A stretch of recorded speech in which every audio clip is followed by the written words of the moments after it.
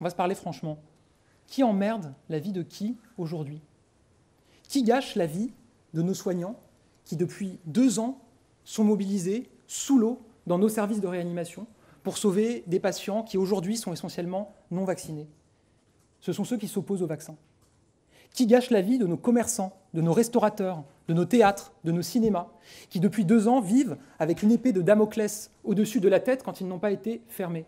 Ce sont ceux qui s'opposent au vaccin. Qui gâche la vie de nos personnes âgées, qui sont contraintes de vivre dans la solitude, dans la peur face à une épidémie? Ce sont ceux qui s'opposent au vaccin. Alors moi, je vais vous dire les choses.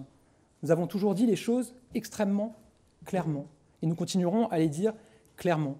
Et je vais vous dire que les propos du président de la République me semblent très en deçà de la colère d'une très grande majorité des Français face à ce choix qui est fait de s'opposer au vaccin.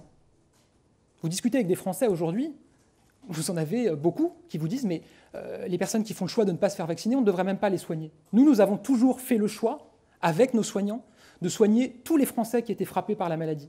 Et nous continuerons à faire ce choix. C'est un choix en responsabilité. Mais la responsabilité, c'est aussi de prendre les mesures nécessaires pour protéger tous les Français. Et parfois pour protéger certains Français, y compris contre eux-mêmes. Et nous allons continuer à assumer aussi cette responsabilité.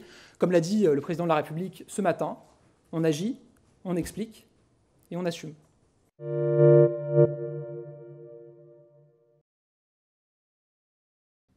Thanks for watching Bloomberg Quick Take Now. Subscribe to our channel to see the biggest stories the moment they happen from around the world. And tune into our 24/7 live stream for global news coverage, interviews, deep dives, shows, and documentaries on the stories you care about most.